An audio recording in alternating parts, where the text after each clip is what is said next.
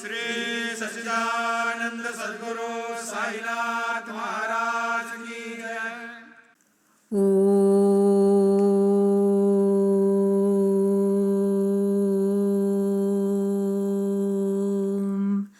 சாய்ராம். ஸ்ரீ சாயி சத்சரிதம் மராத்தியில் ஓவி நடையில் எழுதப்பட்ட மூல கிரந்தத்தின் தமிழ் மொழிபெயர்ப்பிலிருந்து 39வது அத்தியாயத்தின் தொடர்ச்சியை இப்பொழுது நாம் கேட்கலாம். ஸ்ரீ கணேஷாய நமக, ஸ்ரீ சரஸ்வத்யை நமக, ஸ்ரீ குருப்யோ நமக, ஸ்ரீ குலதேவதாயை நமக, ஸ்ரீ சீதா ராமச்சந்திராபியாம் நமக, ஸ்ரீ சத்குரு சாயிநாதாய நமக. பாபு சாஹிப்பின் ஸ்வப்னத்தில் பாபா வந்து, நீ உன் பங்களாவில் ஒரு கோயில் இருக்கும்படி கட்டு என்று அவரை ஆக்ஞாபித்தார். இந்த ஸ்வப்னம் கண்டவுடனேயே பாபு சாஹிப் உறக்கத்திலிருந்து எழுந்து தன் படுக்கை மேல் உட்கார்ந்து கொண்டு கனவு முழுவதையும் நினைவுபடுத்தி கொண்டார். இங்கு இவர் இப்படி இருக்க மாதவராவ் அழுவது கேட்டது. மாதவராவை பூட்டி உறக்க கூப்பிட்டவுடன் அவர் நித்திரை களைந்தது. நீ ஏன் அழுகிறாய் என்று மாதவராவை கேட்டவுடன் ஸ்ரீ அவர்களின் அன்பு நிறைந்த வார்த்தைகளை கேட்டு என்னுள் பிரேமை பொங்கி வந்தது. கண்களிலிருந்து கண்ணீர் துளிகள் உதிர்ந்தன. என் குரல் தழுதழுத்தது. பொங்கி வந்த பிரேமை கண்ணீராக வெளிவந்தது. பாபா என்னருகில் வந்து என்னிடம் ஸ்பஷ்டமாக இவ்விதம் கூறினார் என்றார் மாதவராவ். பவனம் மற்றும் தேவாலயம் நிர்மாணமாக வேண்டும். நான் எல்லோருடைய விருப்பங்களையும் தீர்ப்பேன் என்று சொன்னார். இருவருக்கும் ஒரே காட்சி என்று பாபு சாஹேப் பூட்டி தனக்குள் ஆச்சரியப்பட்டார். மனதில் எழுந்த சந்தேகங்கள் நீங்கின. மேலும் அந்த காரியத்தை தொடங்க வேண்டும் என்று பூட்டி நிச்சயித்து கொண்டார். பூட்டி கருவில் திருவுடையவர், பவனம் மற்றும் தேவாலயம் நிர்மாணிக்க வல்லவர். மாதவராவ் வாழ்க்கையை நிம்மதியாக கழிக்கும் வசதி படைத்தவர். ஆனால் இருவருக்கும் ஒரே காட்சி. இருவரும் தங்கள் ஸ்வப்னங்களை ஒன்றாக சேர்த்தார்கள். அவர்களுக்கு பரமானந்தம் உண்டாயிற்று. பூட்டி இப்படி நிர்மாணிக்க வேண்டும் என்று சீக்கிரமாக வரைபடம் தயாரித்ததும் காக்கா தீக்ஷித் அதை ஆமோதித்தார். மறுதினம் அந்த மூவரும் பாபாவின் அருகில் வந்தால் வழக்கம் போல் பிரேமையுடன் ஷாமாவின் முகத்தை பார்த்தார். அப்பொழுது ஷாமா, தேவா, என்ன உன் இந்த அர்த்தம் புரியாத லீலை?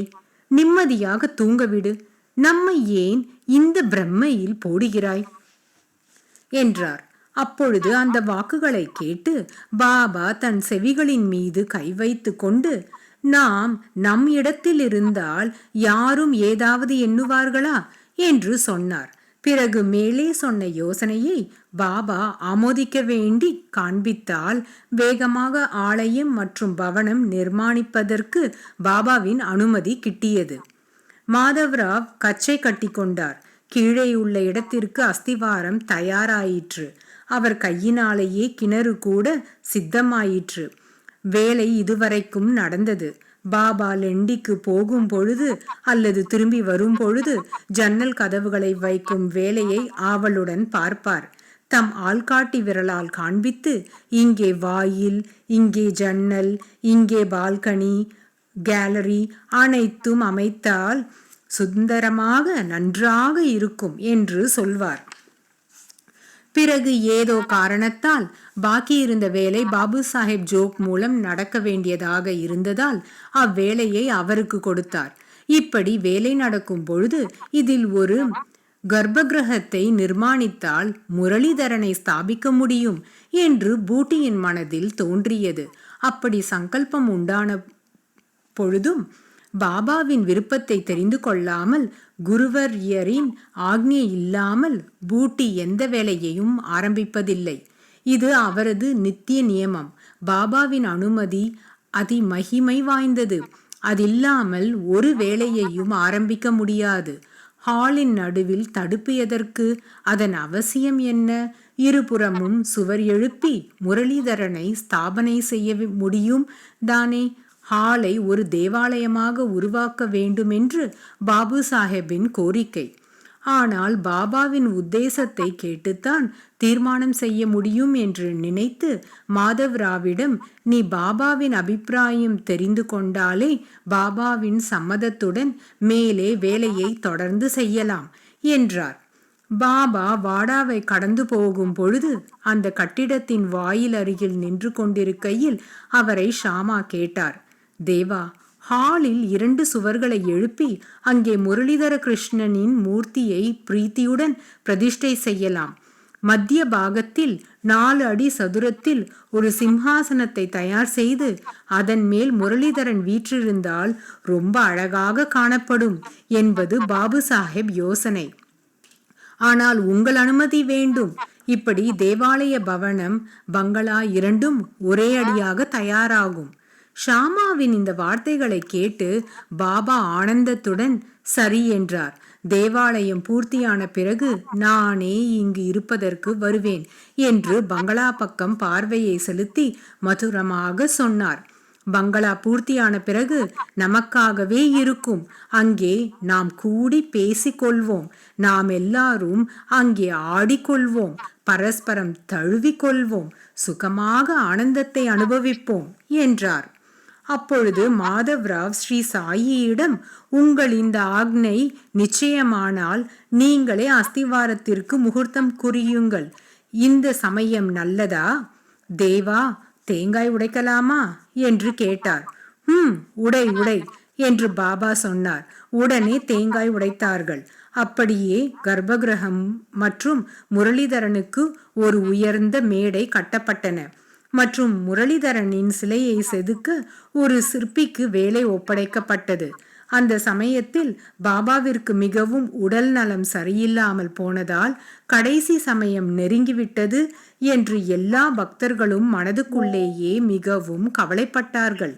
பங்களாவின் நிலைமை என்னவென்று தெரியாமல் சிந்தையுண்டாயிற்று. 1,00,000 ரூபாய் செலவழித்த பின் கடைசியில் இது என்ன இப்படியாயிற்று? ஆலயத்தின் உள்ளே பாபா கால் வைப்பாரோ? பாபா ஷரீரத்தை தியாகம் செய்தால் முரளிதரன் எதற்கு? இந்த பங்களாவும் ஆலயமும் எதற்கு என்று பூட்டியின் சிந்தனை பலவிதமாக இருந்தது. பிறகு தர்ம கர்ம யோகத்தினால் கடைசி சமயத்தில் பாபாவின் ஆக்ஞை பேரில் பவனத்தின் மகா பாக்கியம் பலித்து எல்லோர் மனதின் கோரிக்கைகளும் நிறைவேறின. என்னை வாடாவில் வைத்துவிடு என்று கடைசி சமயத்தில் பாபாவின் முகத்திலிருந்து வந்த வார்த்தைகள் எல்லோர் மனதின் கோரிக்கைகளையும் தீர்த்தன. சாயி பாபாவின் பவித்திர ஷரீரம் கர்ப்ப கிரகத்தில் வைக்கப்பட்டது. அப்படியாக பவனம் சமாதி மந்திர் ஆகியது. இது சாயியின் ஒரு ஆழங்காண முடியாத சரிதை. அத்தியந்த பாவன நாமம் படைத்த ஸ்ரீ சாயி பாபாவின் ஷரீரம் விஸ்ரமிக்க தன் சக்தியால் ஒரு பவனத்தை நிர்மாணித்த பூட்டியின் மகா பாக்கியம் போற்றத்தக்கது. இப்படியான இந்த பாவன கதையை கேட்ட ஸ்ரோதாக்கள் சுகமடைவார்கள். ஹேமாத் சாயி சரணங்களை சரணடைந்து அவர் சரணங்களை ஒரு கணமும் விடமாட்டான். நல்லதோ கெட்டதோ நடந்தே தீரும். சாயி பக்தர்களை சந்தோஷப்படுத்துவதில் சமர்த்தர். அவர் உபதேசப்படி நடந்தால் நிச்சயம் சுகமுண்டாகும். இந்த கதையை சொல்பவர், அவர் வதனம் எல்லாம் அந்த சாயி சமர்த்தரே. ஆனால் ஹேமாத் யார்? வெறும் உற்சவ விக்கிரகம் மட்டுமே. அதன் பிறகு எப்படி பிரேரணை கிடைக்கிறதோ அப்படியே கதாசிரவணம். எந்த சமயத்தில் என்ன இயற்றப்படுகிறதோ அதை ஏன் இப்பொழுதே ஆலோசிக்க வேண்டும்? ஸ்வஸ்தி ஸ்ரீ சாது சஜ்ஜனங்களால் பிரேரணை செய்யப்பட்ட பக்த ஹேமாத் பந்த் இயற்றிய ஸ்ரீ சாயி சமர்த்த சத் சரிதையில் கீதையின் ஒரு முக்கிய ஸ்லோகத்தின் அர்த்தத்தை சொல்வது மற்றும் சமாதி மந்திர் நிர்மாணம் என்ற 39வது அத்தியாயம் சம்பூர்ணம். ஸ்ரீ சத்குரு சாயிநாதார்ப்பணமஸ்து. சுபம் உண்டாகட்டும். சாயி பக்தர்களே, 39வது அத்தியாயம் இத்துடன் நிறைவு பெறுகிறது. 40வது அத்தியாயத்தை நாம் அடுத்த தொடரில் கேட்கலாம். சாயியை பணிக. அனைவருக்கும் சாந்தி நிலவட்டும். ஓ